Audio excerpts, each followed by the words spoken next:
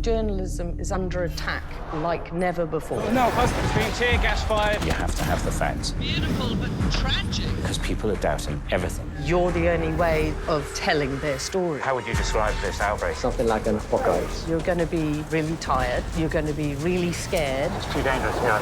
Anyone who says they're not scared is lying. Anything can happen. Did you get hit? I sometimes wonder, how have we managed to get out of this? People being killed. We do genuinely believe in what we do. He's clearly marked as press. To show the truth. Wow, this is absolutely unbelievable. To uncover an injustice. This is the result of ethnic cleansing. I don't think any journalist wants anything more than that. I'm Alex Crawford. I'm Stuart Ramsay. And this is Hotspots.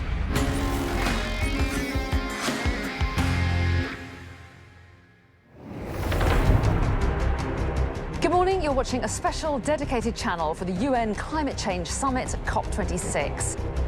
This was the biggest climate change conference with all the global leaders going to be in one city. If we don't get serious about climate change today, it will be too late for our children tomorrow. We say no more blah, blah, blah. Last best chance to save the Earth. No more exploitation of the planet. But if you're going to try to illustrate climate changes that are taking place, you do have to go to some of the places in the world where it's obvious that it's being affected. Our editors drew up a sort of map of the world, and they basically sent a huge number of deployments everywhere to try to highlight this issue. This is one of the countries that is most vulnerable. Here in Brazil, where the deforestation pledge could have an impact. This is a city that will become uninhabitable. With so much oil, gas and coal still to extract for decades to come. Here, it is probably already too late. Stuart and I talked beforehand about where we should be. He was going to be in Brazil. The Amazon is described as the lungs of the Earth, and the trees are being cut down, and it has huge numbers of fires.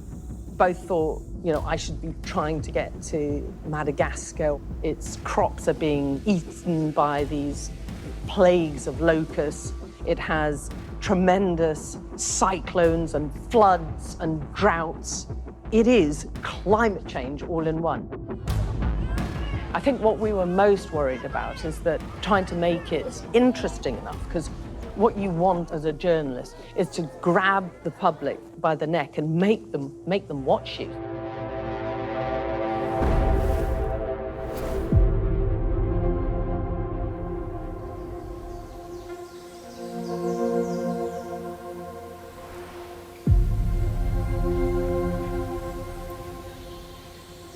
Brazil is, in many ways, at the center of the climate story. It's at the center of the story because the Amazon rainforest, a vast majority of the forest is in Brazil and is under threat. It's also politically a very hot topic in Brazil because of the President Bolsonaro, who is a climate denier. I'd never been to Brazil before, so I went with a fairly open mind, really, hoping to go there and just find something that might sort of get to the person watching it. Have an impact and might make them care, I suppose. What's in the green bag? Oh, it's a first aid kit. A big one? We don't usually travel with such big ones, but because we're in the Amazon and there's no real access to medical care, we've got a big one. Let's hope we don't need to use it for anything. When I made contact with Ivan, an Amazon expert and our local producer there, I said, we want to come and drive the BR-163 and do the story on deforestation.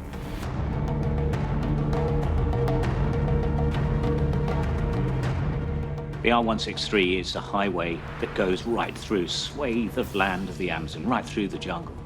It's about 2,000 kilometers, but a significant amount of the traffic on that road is illegal.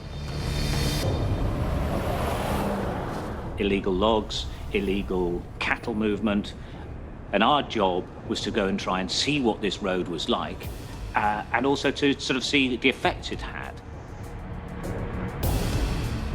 A lot of the production in this area is legal, but a great deal of the production in this area is also illegal.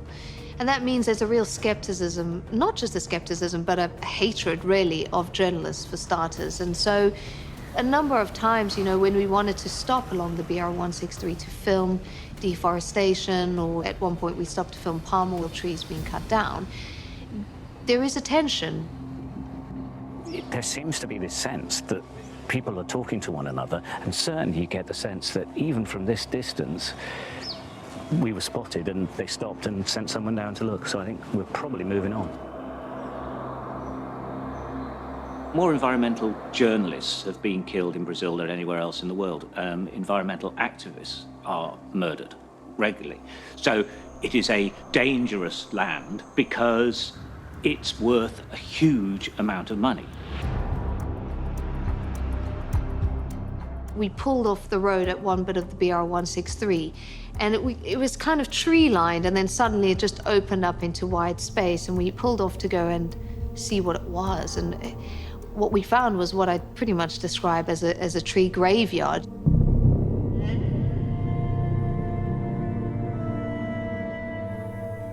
They talk about tipping point. I would say here, the tipping point is past, it's gone. It can't recover from this. Just hundreds of trees chopped down and burned, including like really magnificent old huge trees. What do you think? It's unbelievable. It really is. I mean, it's not exactly done in secret, is it? To see it on such a wide scale, and not only that, but not deep in the forest, just right there on the side of the road, you know, as if to say, well, we don't care. No one's watching anyway, or there's no accountability. Oh, that's a Samauma tree. It's a very ancient tree on the Amazon. And it's extremely important for the indigenous because it collects water and also it's used for communicate. So it's like a drum, you see? So if you are in a closed forest, and then they can hear it from the tribe really far away. I mean, it's really an old tree. It's gonna end up in a firewood or in a furniture somewhere. It's a shame.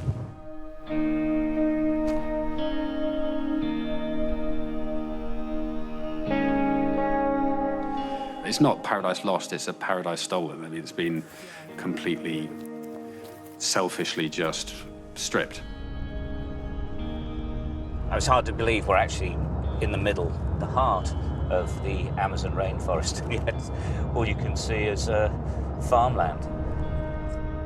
You can see a lot of devastation, but there's also a lot going on that you can't see. These huge trucks appear with these massive ancient trees that they've cut down from somewhere deep in the forest. So we were driving along the road and saw a massive truck come with huge logs on board.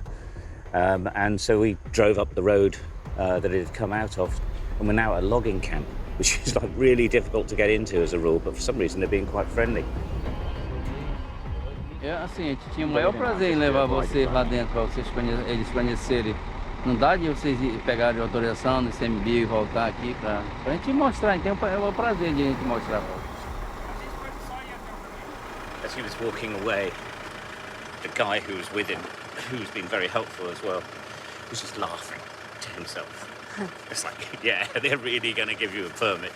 Not. We will try once again, and hopefully we will end up with a permit. Not sure, but we'll try. I said very unlikely.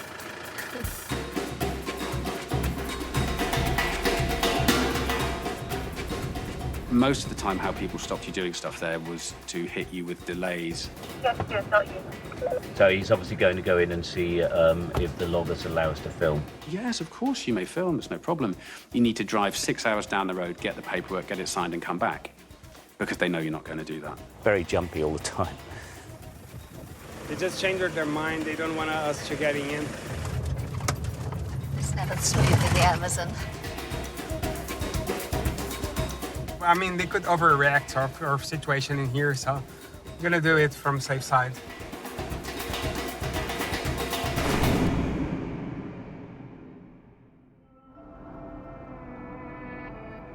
Driving along this road, actually, the communities who live on it, you can see are poor.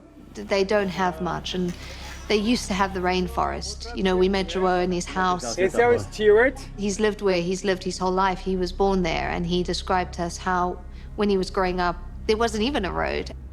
Na Mata Grande, é porque tem tudo na Mata Grande. Você não morre de fome na Mata Grande, onde o caso que hoje não tem a mata nem grande nem pequena. Ali, ó, ali você sobe nisso aí, esse aí é a base de uns 4 a 5 alqueires de terra aí, que pro lado lá é derrubado também. Aí, é só a serra mesmo, só a montanha. Não tem nada, não tem passo, não tem mais nada, coisa nenhuma, acabou tudo. It's difficult to swing by, drive up the road, say, hi, can we chat to you, hear somebody's story and say, well, thanks very much, and be on your way. You can't really not think about what ifs. What if this road wasn't built? Well, it was promised that the trucks and the traffic of the 163 were going to bring huge wealth to these communities, and in fact, they've actually brought poverty. This was an extremely wealthy community, and it was able to grow fruit and vegetables and exist from the rainforest. Now, that's what's left of the rainforest. It's still very beautiful, but it's a tiny clump. All of this area was rainforest.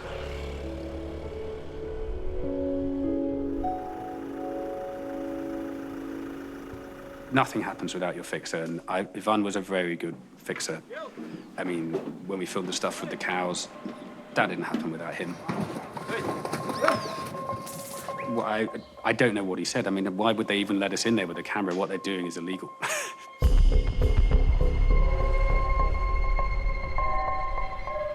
So Ivan had gone down to the port and met the man who was kind of in charge of the movement of cattle that were coming from the ranches to be exported out to the wider world, and explained that we're doing a story about about the production chain of cattle farming in the Amazon rainforest. And he said, okay, you can film how we load cattle. So we knew the cows were going to come down the cattle run to the back of the boat. So I'd set up various things, and I hadn't really considered the fact that what would happen happened.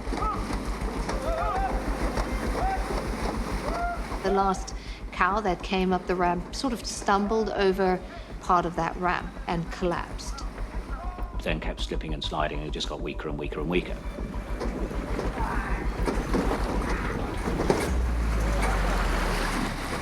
In the hours that followed, you know, they tried absolutely everything to try and get the cow to move.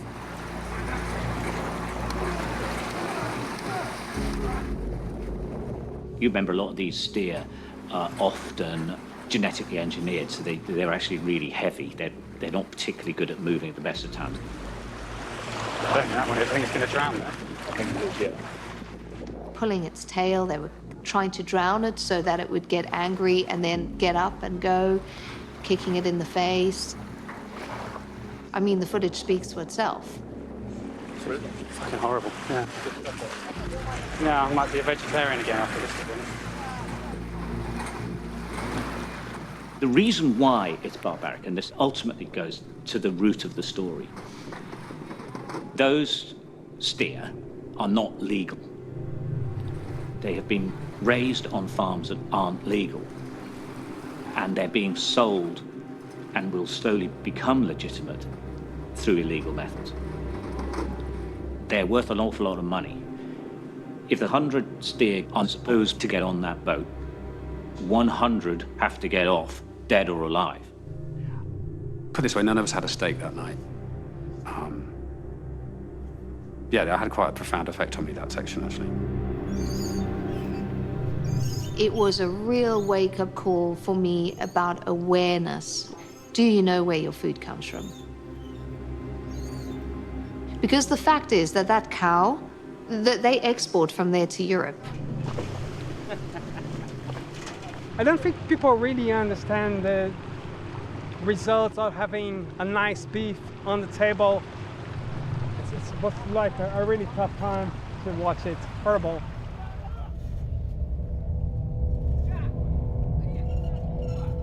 As the hours went by, more and more people were sort of looking at us, looking at the cow, looking at us, looking at the cow, like getting all stressed out. What just happened? So a guy just came up and said, "You're not to report on this whole thing." The guys who load the cattle, that's just life to them. They don't care. But somebody from the outside world, as it were, knows that that could cause all sorts of ructions. I suspect it probably will, actually, because it's pretty brutal. It's unregulated. There's no vets. No food, no water.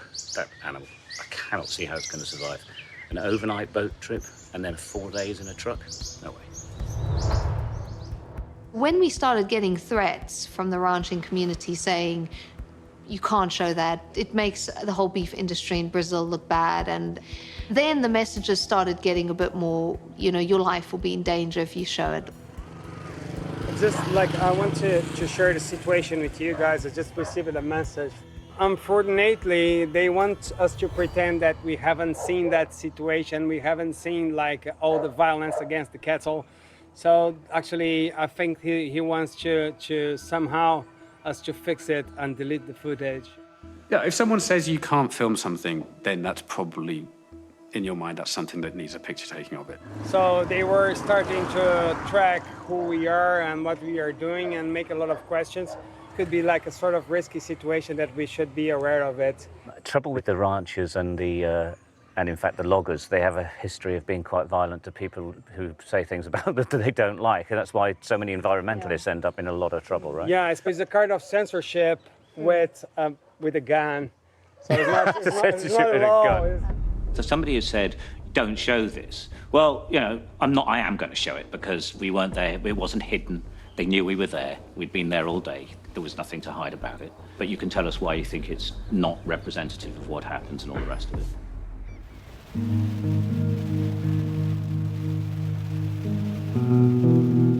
It was a foreboding experience driving into Nova Progresso, surrounded by this intense electrical storm, knowing that there are lots of people there who would really not want to see us. We did have to take the threat seriously. We talked about it as a team. We did note that we needed to change our route.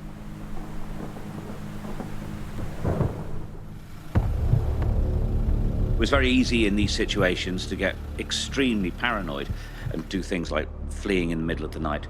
We didn't want to overreact, so we decided that we would leave Nova Progresso and we headed in a completely different direction to the one we had planned. Everyone just felt it's not wise to fly out the same way we flew in. Our guys here think that we might have problems with one of the farmers. There's a very small airport in Santarém. So now we're going south, and we're actually in another state now, so we're all feeling quite relaxed. We're in Mato Grosso. So we'd done 2 pieces, both in Brazil, but COP still has a week to run. I get a call from the news desk to say, so do you think maybe you can go to Peru next? You know, the world's highest tropical glacier is there. I'm sorry, what glacier? We're in the rainforest. I was very excited because I've never been to Peru. I've been to the Andes, and I love the Andes. So on a strictly personal level, I was quite excited.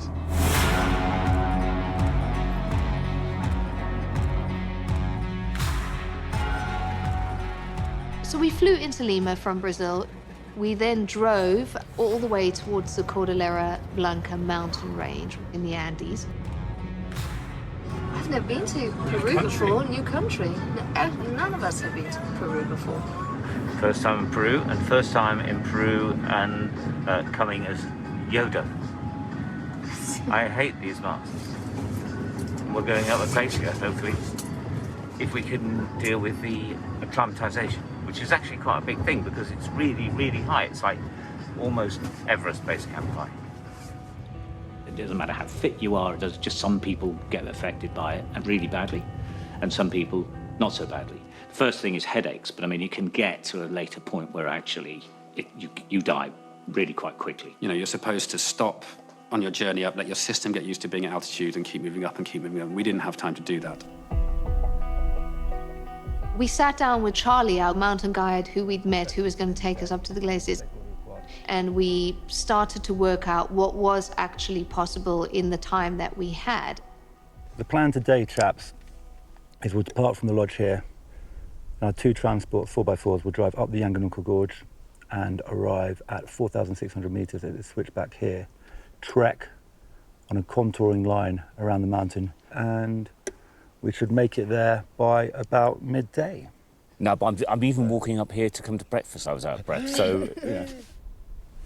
Fingers crossed. Confident, Toby? Yeah, actually, it's rather excited. I had no concept of what I was getting myself into, it transpires. the walk to the glacier was just probably the most physically difficult thing I've done in years. Fuck.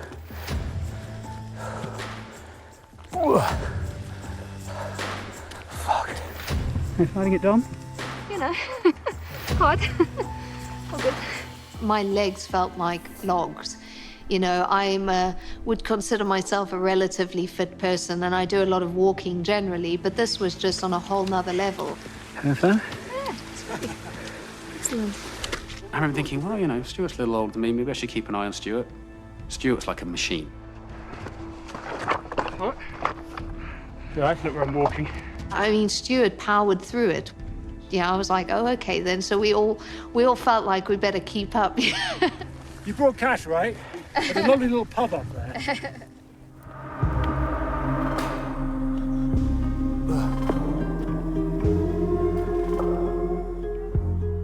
Physically, climbing up glaciers is a pretty long way. Once upon a time, you used to be able to drive to Glacier, get out of the car and say, oh, look, there's the glacier. Now it's retreated so far that it's really quite a long trek.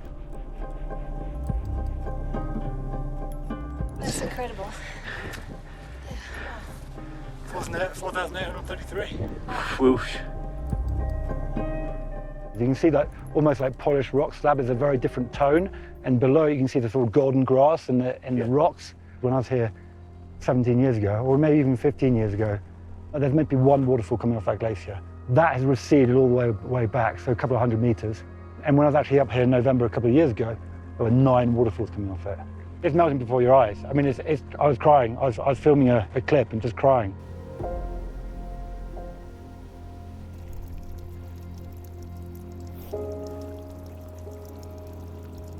He was showing how quickly, areas that we were walking on were impossible to have walked upon a few years before, because they would have just been, 15 foot of ice that is now just grass. Climate change and increasing temperatures hit this part of the world in the 1970s. Glaciers started melting. Now, it wasn't a disaster because huge amounts of water was released, went down the valleys and went eventually all the way to the deserts near the coast, where there was a farming bonanza because of the huge amount of water that was created. And very soon, perhaps in the next 2 decades, there won't be any water. And those farms will all be in desert once again. These glaciers that have been there for thousands of years, and the water's just pouring off them. There's kind of silence around our team as Toby filmed, and I remember just looking at that glacier and just going, wow. I just want to let you know we're okay. We haven't had any signal or even sat phone signal until right now. Thanks, Laura. Bye. You seen what you're sitting in front of? That's amazing. That might be best sat phone call location ever. I think it is. Got Ivan from Brazil. And over the Yaganuk Lakes, which are even more famous than we are. We brought our Amazon expert to the Andes. It's not going well. Yeah, it's not the place for Amazon guys. Conservation. Van was keen to come, and I think we were quite keen to have him along as well. I would have to say in this instance, though, he was a bit knackered going up the mountain. I know it was a challenge for him, but he said he absolutely loved it, so at least there was that. Well, with the strong team support, you can do everything. It's great. I mean, it's like for me, it was a unique experience. To have a Brazilian from the Amazon up to the glaciers, it's unique. Well done. Oh, thanks. My head is bagging. What we wanted our story to do would be to connect this part of the world to what was going on in Glasgow. We wanted people to see where we were and to realize that it's not about some faraway country, or that individual countries are not the ones who have to solve their own problems. This is all of our problem. And that was the theme at Glasgow, how people can come together and solve it. Standing on that glacier, you couldn't have felt further away from the heart of the problem, but actually you were kind of standing on the problem.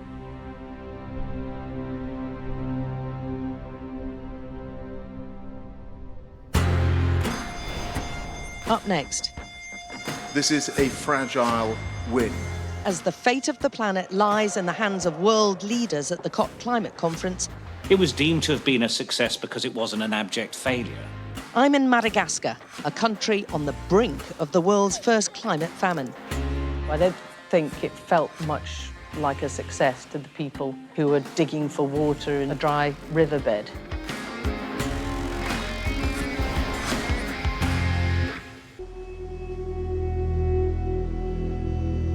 Madagascar is situated in the Indian Ocean. It is one of the world's largest islands. It's about twice the size of Britain. To us, Madagascar was the perfect example of what can happen to a country purely because of climate change, or to a large extent because of climate extremes. It's a country that's almost buried in these tropical sands. Its crops are being eaten by these plagues of locusts. It has tremendous cyclones and floods and droughts. The United Nations was calling it the first country that was on the brink of famine caused by climate change.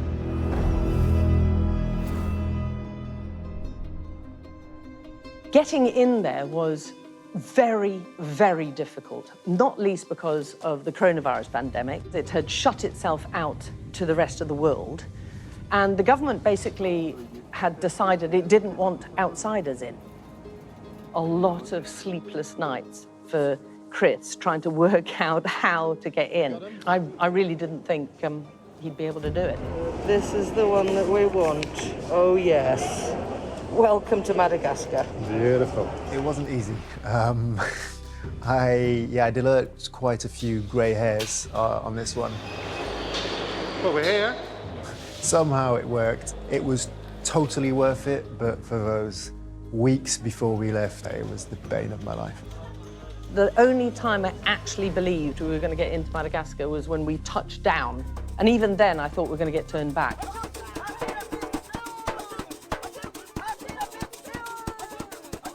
They've been hit hard with COVID. They were happy to be welcoming, a bunch of tourists and business people. It became obvious almost straight away how poor people were. People were living in conditions that you would say dated back to the Middle Ages. Look at the state of this road. Well, you can't really call it a road. This is not a road, it's just a cut in the middle of a forest. Pretty bumpy. Terrible, terrible infrastructure. They're just hole after hole after hole after hole. Which obviously adds to the poverty and the difficulties, because it's very difficult to get from place to place. We turned up at this UNICEF feeding station, basically. They were trying to encourage mothers with babies or toddlers to come and get some nutrition. They would get some food and water. Everywhere you looked, there were children with orange-tinged hair, which was a sign of chronic malnutrition. They all had these big, swollen bellies. Hundreds and hundreds of mothers and children, all there, all in pretty desperate and dire conditions. And they had walked, probably 10, 12, 20 kilometers to get there on that day so that they could just have at least something to eat. The people of Madagascar have long been used to kere, the drought that brings hunger. But this is probably the worst in 40 years, and everyone that we're seeing here is showing signs of undernourishment or starvation. We were shown into one area of the compound where some children were ill and being treated. And we saw this young girl who barely had the energy to cry. We're monitoring this so they know she's not in a good place. The babies in the hospital were really, well, knocking on heaven's door, really. I think the doctors, the nurses, they're basically just trying to ease them through their last few days and weeks. Seeing small little babies like that who have no chance is, that's always going to be upsetting. No, this was my first time seeing, I guess, the impact of hunger on such a large scale. And it was, yeah, it was, I mean, there's just, you feel helpless, you feel sad, you feel angry. Yeah, it was tough. Some parts of the south haven't had proper rainfall in a decade. It was a huge, enormous, long journey to get down to the south, and we did part of it by plane. And as soon as we started hitting the road, you could see dry riverbed after dry riverbed. We stopped at one dry river crossing. You could see on the drone just how far into the distance this river snakes and how they're forced to basically just dig holes to get down to the water table, and they're using that for washing, for drinking, cleaning, cooking. The dry season isn't due to start for another 3 months. This is meant to be the rainy season, and they haven't had significant rainfall for many years. To us, it exemplified all the problems of what a drought can do. It can suck up all the water from a riverbed, and all these people were coming from miles and miles around just to try and desperately dig into this sandy bed. They're struggling, and the farmers just cannot do their job. They cannot farm. They struggle to grow crops. So we set out to try and find some of the more remote villages and communities. We would, obviously driving through these vast expanses of nothing, of cactuses and baobabs. There's no roads, there's no road signs. You basically navigate using the stars to get to these places, but our local Malagasy people saying they'd heard this community was suffering quite a lot, so we headed out there. We stopped actually to just film some general shots of the landscape. We noticed some farmers just walking across the fields. We initially tried to talk to them. They're afraid of me, apparently. Not the first people who'd be afraid of me, who don't want to talk to me. They reacted with a lot of suspicion. Our drivers, our guides, tried to negotiate with them to say, look, we're just filming, there's no problem here. They were desperate people who saw us as rich foreigners and therefore able to help them out. They asked for money. What's happening, Amir? They need money first. Why do they want money? So they will be open to talk when they get some money. They wanted to be paid to be filmed. I felt that was probably the wrong way to go because, we don't pay people for interviews or for filming because that can lead people to be dishonest. Okay. We turned them down, and then they barricaded the road and wouldn't let us through. I mean, they're basically holding us to ransom. It was just the one road we knew led to the village. They had machetes, they had sticks with knives on, they had all sorts. They're saying we can't go on now. Is that what they're saying? These were not much more than kids. What they were doing was just born out of desperation. It's a very difficult moral conundrum because you really don't want to give in to something like that. The drivers, I think, were thinking, we want to avoid conflict. They do not want violence. They do not want us to be attacked. So the drivers kind of pacified them, and we set on our way. It's a level of education. But they were very worried about what was going to happen on the way back because they thought they were going to be waiting for us on the way back. In the village, they were obviously suffering. There were an awful lot of children, and bulk of them had these huge, huge bellies, and they were eating cactus cactus flowers. Cactus flowers which they knew were probably going to make them sick, but they didn't have any alternative. This is their dinner, and this is all they'll eat today? They looked a lot older than they actually were. You know, they weren't healthy. And how do you feel about eating these cactus?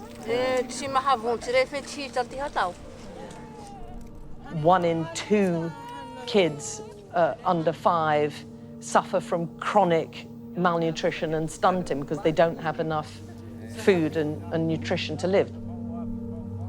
It was a really sad sight. Since the drought started, there'd been this incredible rise in banditry, in people stealing crops, in people stealing foodstuff, in people. Desperation breeds crime. So when we left, the village elder and his sort of right-hand man came with us. Sure enough, as we came to the spot where we'd been held up before, there were these boys still there, waiting, hiding knives in their jackets. And the village elder and his right-hand man got out and really started tearing into them, telling them how badly behaved they were and how this was not on. Had he not come along, we would have had to confront them again. We didn't need to be held up again.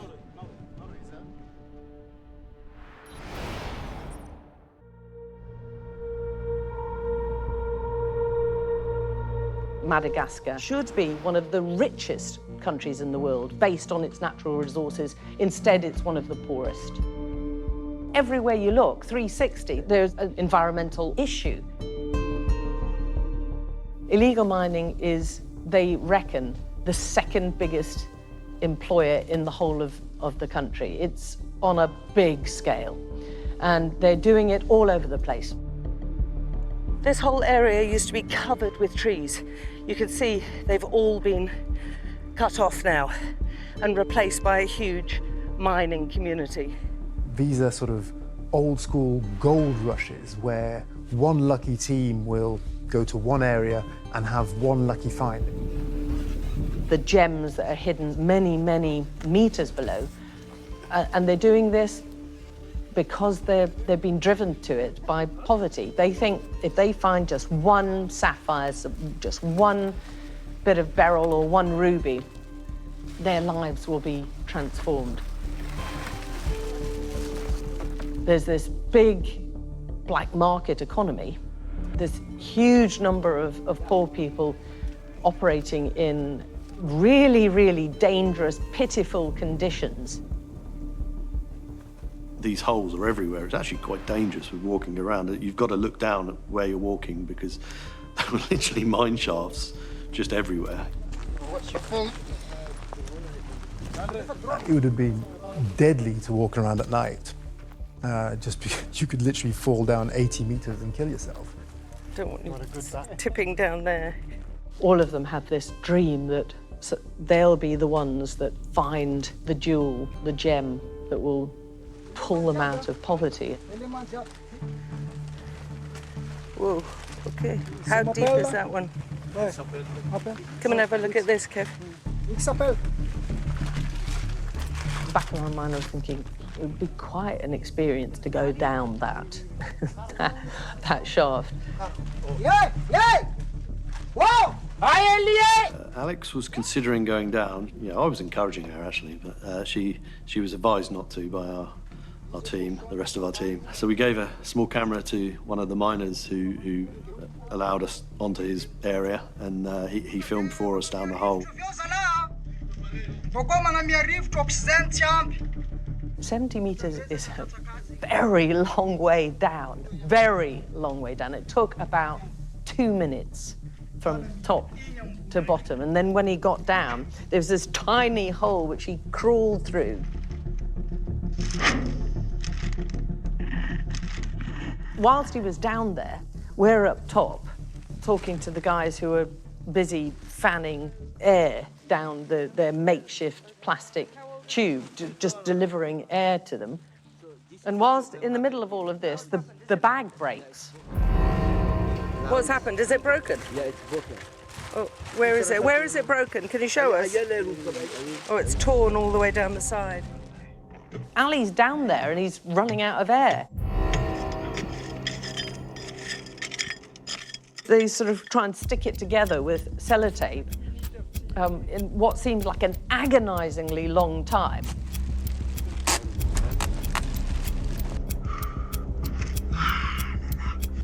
I don't feel they're going fast enough.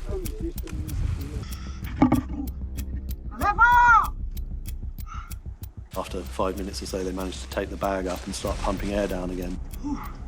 I mean, the bag didn't look that sufficient, to be honest. After that, I think there was a very definite mood amongst the team that I don't go down there. The gem buyers are something else. Whole families are involved in spending day after day after day after day trying to get their gems. And they come out eagerly with their handful of gems that they hope they can sell. And the gem buyer's like, yeah, not good quality, pretty rubbish, actually. So, Omar, what do you think of the quality, Omar? And offers them some derisory amount. They've taken months to come up with this, and he's saying, not really worth anything, and absolutely crushes them. There's a very small number of Malagasy who are benefiting from the country's natural resources, and yet the huge swathes of their environment is being ruined, absolutely ruined by legal and illegal mining. It's a tough, tough world out there.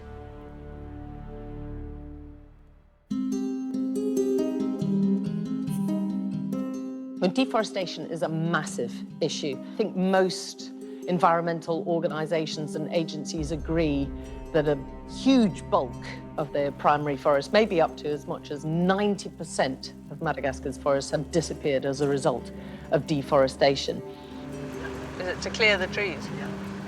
We saw a lot of slashing and burning on hills and fields, by the side of the road. They're burning huge swathes of land.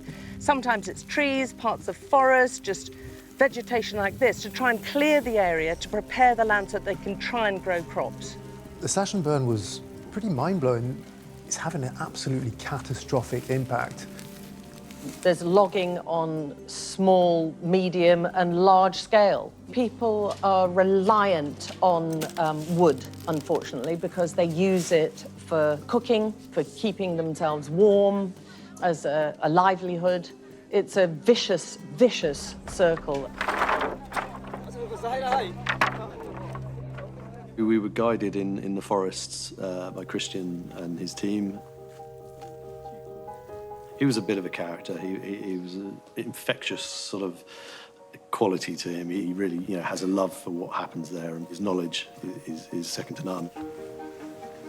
The forest guardians stood out as really, really special people. They lived, they breathed, they worked. Even though they were incredibly small in number, they took us on this trek through the forest. Everywhere they go, they're spotting, oh, yeah, this is a 2,000-year-old species, and, oh, look at this tiny little chameleon. That is our more cry for good morning. Communicate directly with us. That's what they're saying? Yes. He can speak Lima language. I think we all loved it. And the big draw was the lemur. Oh, my goodness. It was amazing, because I'd never seen one before. Just practicing jumping. Yes, begin and learn. One of the guides had a recording of lemurs screeching.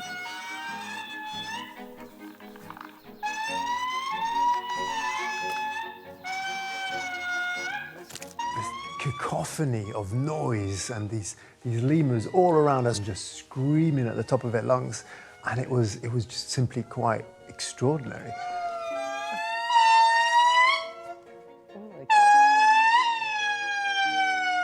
I sort of looked around, and everybody in our group just had this incredibly huge smile on their face. That call had an amazing effect. They're actually They're actually replying. I think for someone like Kev, a cameraman, it was like jackpot time. It was incredible, and it's just, yeah, what an experience to film that. It was life-defining stuff, I think, that one. The lemurs survive on these trees. If these trees disappear, the lemurs disappear. And you can only find these lemurs, and there are over 100 different species of them here in Madagascar in the wild, and they are the most endangered animals in the world at the moment. If everything carries on the same trajectory, these animals are going to be wiped out. In a few years' time, there won't be any of them left.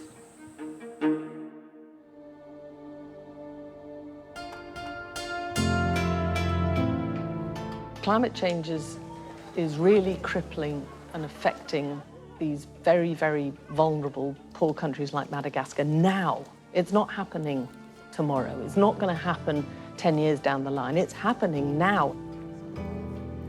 The country generates very little pollution. You know, these people have very little to do with the problem, but are the ones that are suffering the most. That's all being done by the far, far richer countries, many thousands of miles away. I think the COP26, the Climate Change Conference, they tried to make it out like it was a success, but I don't think it felt much like a success to the people underneath the ground in those illegal mines in Madagascar, or who were digging for water in the middle of a dry riverbed.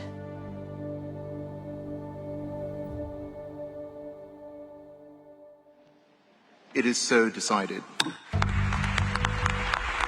It was deemed to have been a success because it wasn't an abject failure. I think that's probably the point. Let us be clear. We do not need to phase down, but to phase out coal and fossil fuel subsidies. One didn't get a sort of sense of imminent change for the good. European wealth was built on coal, and if we don't get rid of coal, European death will also be built on coal. I think the most vulnerable countries feel like they're continually going with a begging bowl to the richer countries. Felt angry this time, really, really angry. On behalf of the Marshall Islands, I wish to read into the record our profound disappointment. The effect of climate change and the effect of humankind's abuse of the planet is now absolutely clear to everyone. This year we've seen the incredible fires across a range of different countries. We've seen the flooding, we've seen the glaciers melting, we've seen the droughts, and now we're seeing climate-induced famine. So I think people heard it. It's just whether they're going to actually act on it now.